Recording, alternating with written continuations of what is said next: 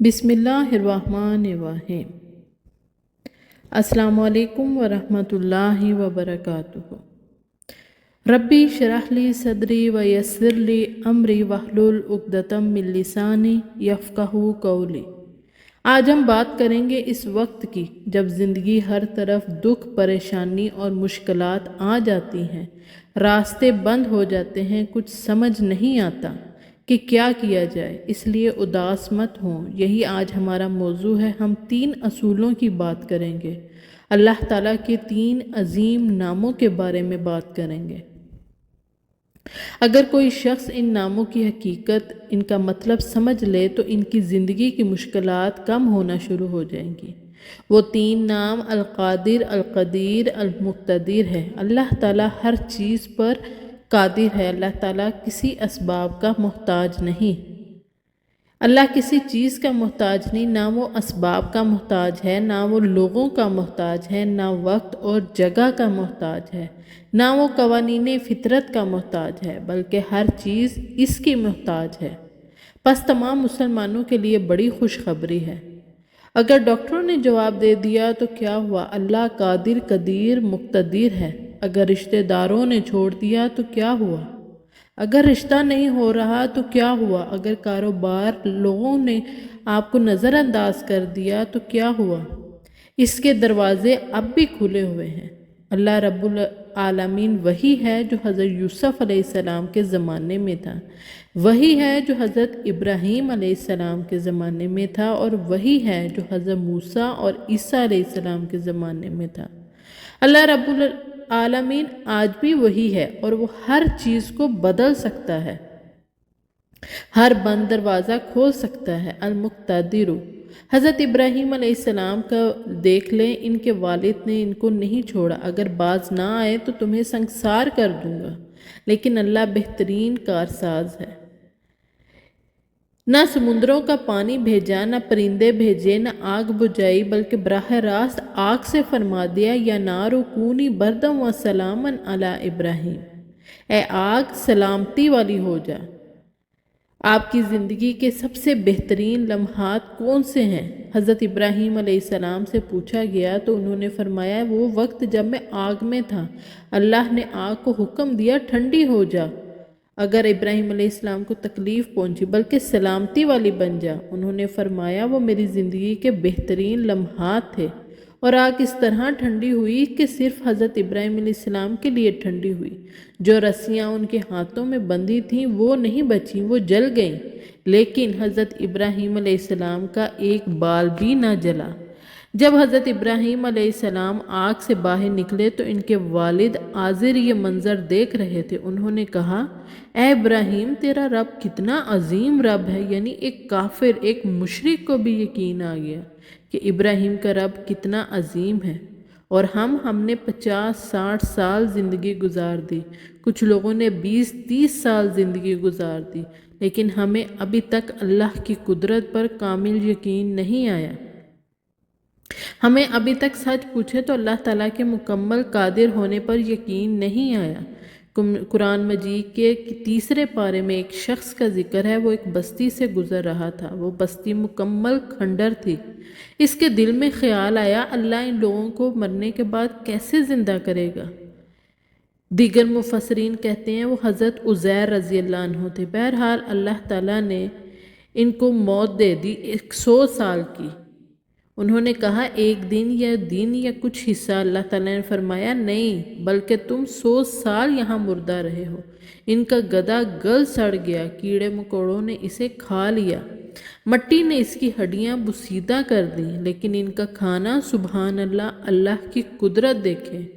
अल्लाह ताला ने फरमाया, फंजुर इला तामिका व शराबिका लम यतसन्नहु, अपने खाने और अपने पीने को देखो, इसमें ज़रा तब्दीली नहीं आई। अल्लाह की कुदरत के ये मनाजिर देखकर जब उन्होंने अल्लाह ताला की कामिल कुदरत और हर इस चीज़ पर मुकम्मल हाकमियत देखी तो कहने लगा, मैं जान गया हूँ बेशक अल्लाह ताला हर चीज़ पर कादिर है। इस बात को अपने जहन में बैठा ले, सारी ज़िंदगी से मजबूती से पकड़े रखें। آپ اللہ کے ولی بن جائیں تو اللہ سبحانہ تعالیٰ اپنے بندوں کا امتحان ضرور لیتا ہے۔ میرا بندہ سچا ہے یا نہیں، میرا ہے یا نہیں، خدا کی قسم اس وقت کو ضائع نہ کریں۔ شرط صرف یہ ہے کہ آپ اللہ والے بن جائیں، نیت صاف کریں۔ صحیح بخاری میں آتا ہے، بنی اسرائیل کا واقعہ، بالکل مستند روایت ہے۔ ایک شخص کو 1000 دینار کی ضرورت تھی۔ وہ اپنے ایک جاننے والے کے پاس گیا اور کہا، مجھے 1000 دینار قرض دے دو۔ اس نے کہا، ٹھیک ہے میں دے دوں گا، لیکن کوئی ضامن لے آؤ، کوئی گواہ لے آؤ۔ وہ شخص غریب تھا، اس کا کوئی جاننے والا نہیں تھا، لیکن وہ اللہ والا تھا۔ اس نے کہا، میرا ضامن بھی اللہ ہے اور میرا گواہ بھی اللہ ہے۔ میں اللہ کو گواہ بنا کر کہتا ہوں کہ میں تمہارے پیسے واپس کر دوں گا۔ ایک دوسرے شخص کو اس کی بات پر یقین آ گیا۔ اس نے کہا، چلو میں تمہیں دے دیتا ہوں۔ جو شخص اللہ کو گواہ بنا رہا ہے وہ اتنا بڑا جھوٹا نہیں ہو سکتا۔ جو شخص اللہ کا نام لے کر سچ بولتا ہے، اللہ تعالیٰ اپنی غیبی مدد سے اس کی مدد فرماتا ہے، اور جو شخص اللہ کا نام لے کر لوگوں کو دھوکہ دیتا ہے، اللہ تعالیٰ اسے تباہ و برباد کر دیتا ہے۔ اس شخص نے کہا، میرا ضامن بھی اللہ ہے اور میرا گواہ بھی اللہ ہے۔ چنانچہ اس نے اسے 1000 دینار دے دیے اور کہا، میں اللہ کے نام پر تم پر اعتماد کرتا ہوں۔ وہ شخص پیسے لے کر کاروبار کے لیے روانہ ہو گیا۔ وہ کشتی میں بیٹھ کر سمندر پار گیا، اپنا کام مکمل کیا، اور جب واپسی کا وقت آیا تو آخری کشتی جا چکی تھی۔ وہ سر پکڑ کر بیٹھ گیا اور کہنے لگا، میں نے آج وعدہ کیا تھا، اللہ کو ضامن بنایا تھا اور اللہ ہی کو گواہ بنایا تھا۔ اگر آج میں رقم نہ پہنچا سکا تو وہ میرے بارے میں کیا سوچے گا؟ اسے یہ فکر تھی کہیں ایسا نہ ہو کہ سامنے والے کا اللہ کے نام پر کیا گیا اعتماد ٹوٹ جائے۔ اس دن اب کوئی کشتی نہیں تھی۔ اس نے دعا کی، یا اللہ میں نے تجھے ضامن بنایا ہے، تجھے گواہ بنایا ہے، اب اس مال کو پہنچانا تیرا کام ہے۔ اس نے لکڑی کا ایک موٹا ٹکڑا لیا، اس میں سوراخ کیا، 1000 دینار اس کے اندر رکھ دیے، ایک پرچی لکھی، اسے بھی اندر رکھا، پھر بسم اللہ پڑھ کر اسے سمندر میں چھوڑ دیا اور کہا، اے اللہ میں نے تجھے ضامن بنایا تھا، تجھے گواہ بنایا، اب یہ امانت پہنچانا تیرا کام ہے۔ ادھر وہ شخص اپنے مال کا انتظار کر رہا تھا۔ اللہ سبحانہ وتعالیٰ جو قادر، قدیر اور مقتدر ہے، اس نے ہوا کا رخ بدل دیا اور وہ لکڑی کا ٹکڑا بہتا ہوا اسی شخص تک پہنچ گیا۔ اس نے اسے کھولا تو اندر ایک پرچی بھی تھی اور پورے 1000 دینار بھی موجود تھے۔ وہ حیران رہ گیا کہ یہ میرے پاس کیسے پہنچ گیا۔ ادھر اگلے دن جس شخص نے رقم بھیجی تھی، اسے پہلی کشتی ملی تو وہ دوبارہ 1000 دینار لے کر روانہ ہوا کہ شاید وہ پہلے نہ پہنچے ہوں۔ وہ اس شخص کے پاس پہنچا اور کہا، یہ آپ کی امانت ہے، معذرت چاہتا ہوں، میں ایک دن دیر سے آیا۔ اس شخص نے کہا، کیا تم نے کل میرے پاس رقم نہیں بھیجی تھی؟ اس نے کہا، جی میں نے بھیجی تھی۔ تب اس نے کہا کہ جب اللہ کو ضامن بنایا تھا، جس رب پر تم نے بھروسہ کیا تھا، اسی رب نے تمہارا مال میرے پاس پہنچا دیا، اب مجھے اس رقم کی ضرورت نہیں۔ ہم بات بات پر کیوں پریشان ہوتے ہیں؟ ہماری زندگی میں آخر کمی کیا ہے؟ شاید توکل کی کمی ہے، قرآن پڑھنے کی کمی ہے، عبادت کی کمی ہے، حلال اور حرام کی پرواہ کرنے کی کمی ہے، نگاہوں کی حفاظت کرنے کی کمی ہے۔ ہماری زندگی میں کوئی نہ کوئی کمی ضرور ہے جس کی وجہ سے ہم اللہ تعالیٰ کے ناموں کی برکت سے مکمل فائدہ نہیں اٹھا پا رہے۔ جو مسلمان جانتا ہو کہ میرا رب ان صفات کا مالک ہے، اور یہ تو صرف 3 نام ہیں، اس کے علاوہ اللہ کے بے شمار صفاتی نام ہیں، وہ ہر وقت پریشان کیسے رہ سکتا ہے؟ وہ بے چینی اور اضطراب میں کیسے زندگی گزار سکتا ہے؟ اسے تو معلوم ہے کہ میرا رب ہر چیز پر قادر ہے، وہ قادر بھی ہے، قدیر بھی ہے، مقتدر بھی ہے۔ تو پھر پریشانی کس بات کی؟ جب ہمارا رب ہر چیز کو کنٹرول کر سکتا ہے، اور تو اگر ہم اللہ والے بن جائیں، یقین کریں، پھر کوئی مسئلہ نہیں رہتا۔ اللہ تعالیٰ صرف کن فرمائے تو ہر مشکل آسانی میں بدل جاتی ہے، صرف ہماری نیت صاف ہونی چاہیے۔ یہ تھا پہلا اصول کہ ہماری نیت صاف ہونی چاہیے، اور دوسرا اصول ایک خوشگوار اور کامیاب زندگی گزارنے کے لیے یہ ہے کہ جو بھی نیکی کریں اس کے اجر کی امید صرف اللہ تعالیٰ سے رکھیں۔ پھر دیکھیں اللہ تعالیٰ اپنی قدرت کے کیسے کیسے مناظر آپ کو دکھاتا ہے۔ پہلا اصول کیا تھا؟ اپنی نیت ہمیشہ اللہ کے لیے خالص رکھیں، جھوٹ نہ بولیں، دھوکہ نہ دیں، فریب نہ کریں، ہر کام اللہ کی رضا کے لیے کریں۔ دوسری بات یہ کہ نیکی کے بدلے اجر کی امید صرف اللہ تعالیٰ سے رکھیں۔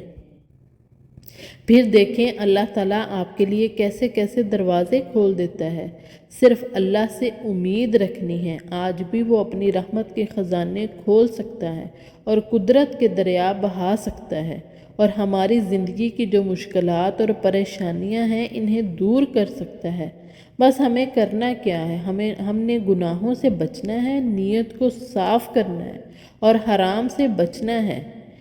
اور تیسرا اصول یہ ہے کہ حرام لقمے سے بچا جائے۔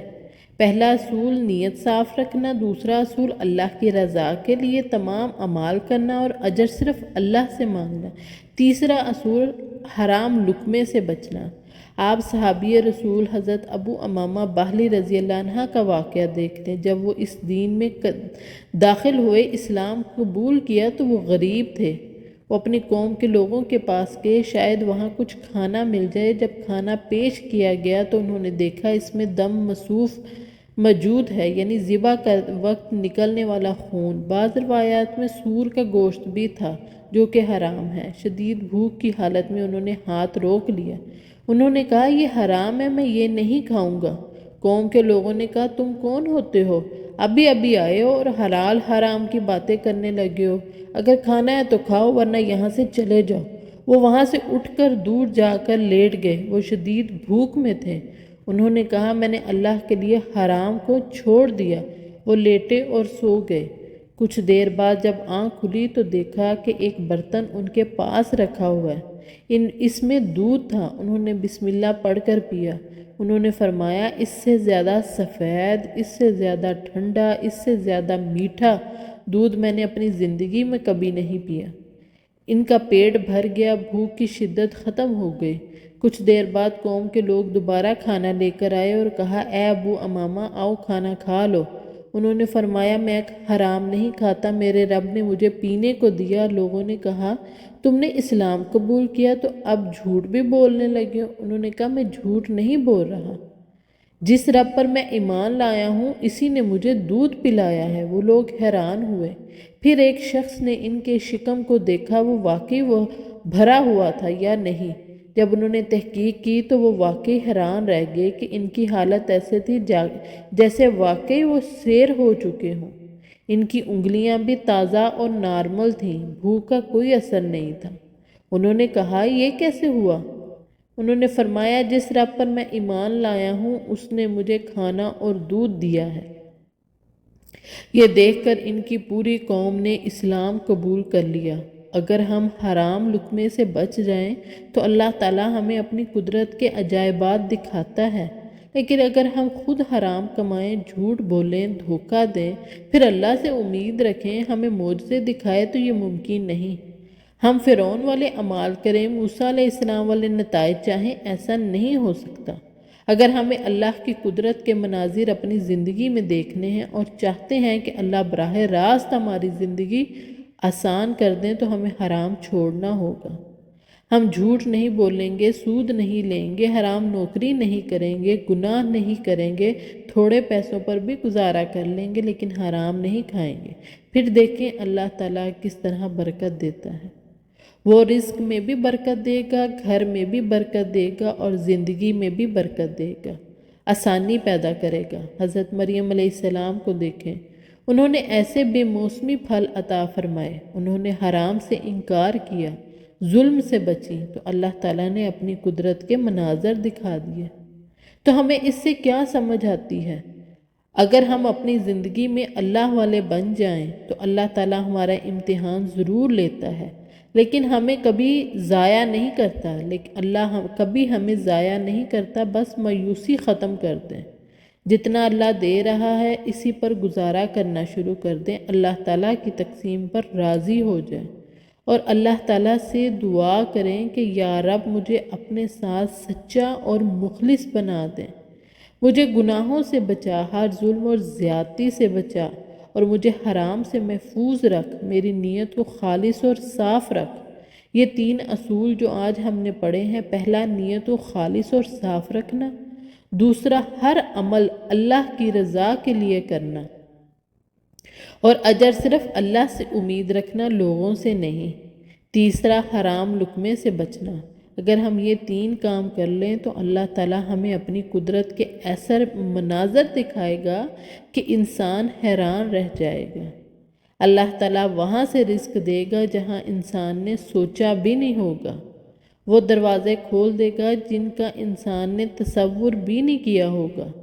اللہ تعالیٰ بس آپ کا امتحان لے رہا ہوتا ہے، تھوڑا انتظار کر لیں اور پھر دیکھیں کچھ ہی دنوں میں یا مہینوں میں اللہ کیسے نوازتا ہے۔ اگر ہم تھوڑا سا انتظار کرنا سیکھ لیں تو اللہ تعالیٰ بہترین عطا فرماتا ہے۔ اصل امتحان ہی یہی ہے۔ کیا انسان پورے فوری فائدے کو چن لیتا ہے یا اللہ کی رضا کے لیے وقتی مشکل کو برداشت کرتا ہے؟ اگر ہم اللہ کی رضا کو چن لیں تو ہماری زندگی کو آسان بنا دیتا ہے۔